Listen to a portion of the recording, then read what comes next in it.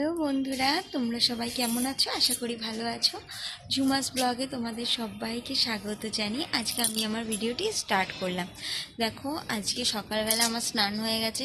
আজকে খুব সকাল সকালই উঠেছি ঘুম থেকে। এখনও দেখো রোদ বেরায়নি, এখনও কুয়াশা পড়ছে।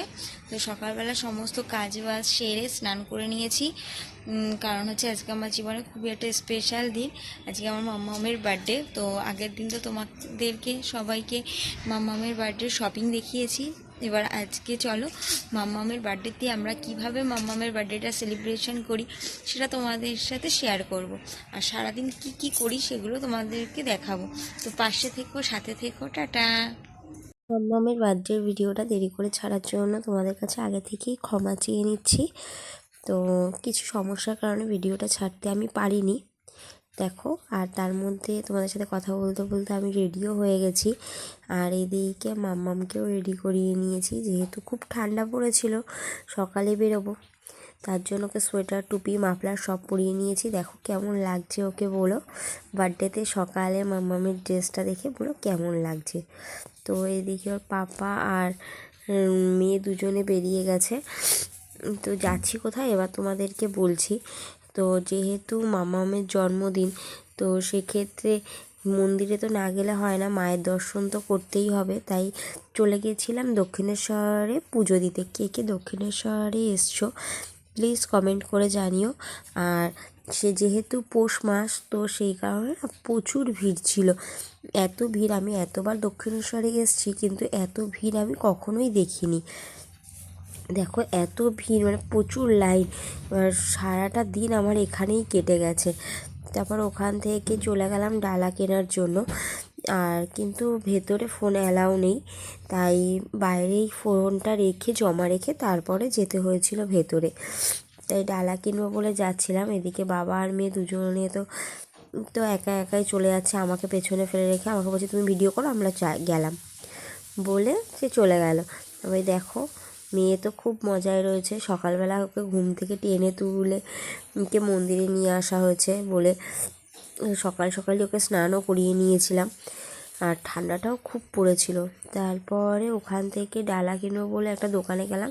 সেখানে গিয়ে ডালা পছন্দ হয়েছে। আর এদিক দিয়ে আর বাড়ির জন্য কিছু প্রসাদ নেব বলে দেখছিলাম যে কোনটা নেওয়া যায়। আর ওখানে না শাড়ি সমেত ডালা পাই, কিন্তু আমি বাড়ির থেকে মায়ের জন্য শাড়ি নিয়ে এসেছিলাম।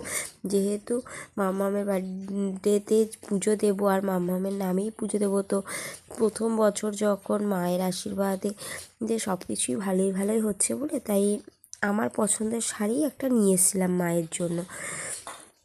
আর এদিকে দেখো মাম্মাম তো ওখানে হাঁটবে, ও কোলে থাকবে না, ও সারাক্ষণ হেঁটে বেড়াবে।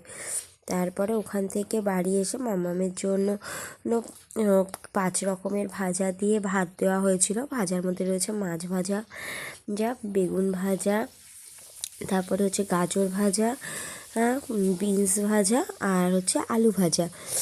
এই 5 রকমের ভাজা। আর টমেটো দিয়ে মুসুরির ডাল, মাছের মাথা দিয়ে আর 1 পিস মাছ দিয়ে ঝোল, আমুদি মাছের ঝাল, আর 5 রকমের মিষ্টি দিয়ে মাম্মামকে দুপুরবেলা খেতে দেওয়া হয়েছিল। আর এদিকে তো ওর দিদুন ওকে খাইয়ে দিচ্ছে, আর ও তো খুব মজা করে খাচ্ছে। আর দুপুরবেলার খাবারটা না ও দিদুন বাড়িতেই খেয়েছে। কারণ হচ্ছে আমাদের বাড়িতে সেদিনকারে যেহেতু মেয়ের জন্মদিন পরপর 2 দিন পড়েছিল, বাংলা ডেট হিসাবে 24শে ডিসেম্বর পড়েছে, আর ইংরাজিতে 25শে ডিসেম্বর। তার 25শে ডিসেম্বর ওর পাপা যেহেতু বাইরে ট্যুরে যাবে, তাই 24শে ডিসেম্বরই আমরা আমার শ্বশুরবাড়িতে, মানে আমাদের ওই বাড়িতেই এই মেয়ের জন্মদিন সেলিব্রেশন করেছিলাম। এবার দক্ষিণেশ্বর থেকে আস্তে আস্তে না অনেকটা দেরি হয়ে গেছিলো, তাই ওখানে না মানে তোমাদেরকে ভিডিওতে দেখাতে পারিনি। তাই পরের দিন আমি আমার বাড়িতে এসেছি যখন, তখন আমার মা এরকম খাবারের অ্যারেঞ্জমেন্ট করে ওর জন্যই করেছে, কিন্তু আমি সেটা জানতাম না। সারপ্রাইজে দিয়েছে মা। তারপরে দেখো দেখো আমাদের আগের দিনে যেই 24 তারিখে ওই বাড়িতে যে বার্থডে সেলিব্রেশন করা হয়েছিল, তার কিছু ডেকোরেশন তোমাদের সাথে শেয়ার করছি। আর এই কেকটা অর্ডার দেওয়া হয়েছিল মাম্মামের বার্থডেতে কাটার জন্য। আর এদিকে ও দাদাই আর ও ঠাম্মির কোলে বসে কেক কাটবে, কিন্তু ও না নিজের কেক নিজেই কাটবে, কাউকে ধরতে দেবে না। তো তোমরা ভিডিওটা ভালো লাগলে please like comment and share করো। আর দেখো, ও কাউকে হাত ধরতে দেবে না, ও নিজেই একা একা কেক কাটবে। তারপরে আস্তে আস্তে সবাই ওকে আশীর্বাদ করছে। আর ও না এই ক্রিম কেকগুলো খেতে খুব পছন্দ করে। দেখো, ওর খুব ভালো লেগেছে কেক, তাই ও মাথা নাড়িয়ে বলছে হ্যাঁ হ্যাঁ ভালো লাগছে। আর এদিকে তো সবাই ওকে নিয়ে হাসাহাসি করছে যে ও কী করছে। আর তারপরে ওখান থেকে যাওয়ার পর সবাই এক এক করে আশীর্বাদ করছে। এবার আমিও আশীর্বাদ করতে গেছি। এবার ওকে পায়েস খাওয়ানো হবে। তো ওই পায়েস রুপোর বাটি চামচটা হচ্ছে ও দিদুন দিয়েছিল অন্নপ্রাশনে, তাই বছরে একবার করেই বার করা হবে। আর এইদিকে ওর দিদুন না আর একটা জিনিসও দিয়েছে এইবার জন্মদিনে, হচ্ছে গিয়ে রুপোর গ্লাস। যেহেতু গ্লাসটা বাকি রয়েছে, তো সেক্ষেত্রে বলছে মেয়ের রুপোর বাটি চামচে খাবে একটা গ্লাস, তাই জন্য জন্মদিনে এবার গিফট হিসাবে ও গ্লাস পেয়েছে। তা এইটা তোমার সাথে শেয়ার করা হলো না, যেহেতু এটা হচ্ছে আমার শ্বশুরবাড়ির ওর বার্থডে ব্লগের কিছু মুহূর্ত তুলে ধরেছি। তাই আমার বাড়িতেও একটু হালকা করে ছোট করে একটু সেলিব্রেশন করেছিল আমার মা। এবার আমি যেহেতু আসবো, আমি জানতাম না যে মা ওই যে মামামের জন্য দুপুরবেলা খাওয়ার অ্যারেঞ্জমেন্ট করবে, এমনকি আমাদের বাড়ি ঘরোয়া কিছু করবে। দেখো, তারপরে আমি একটু আশীর্বাদ করে নিলাম, মেয়েকে একটু পায়েস খাইয়ে নিলাম। এবার ওর বাবার কাছ থেকে পয়সা চেয়ে বলছি দাও, মেয়েকে টাকা দেবো, কারণ মেয়েকে তো আমি কিছু দিইনি। তা ওইদিকে ওর বাবা বলছে নিলে তো তুমিই নেবে। তো তারপরে মেয়ের হাতে টাকা দিয়ে আমি ওকে আশীর্বাদ করে ওখান থেকে চলে আসলাম।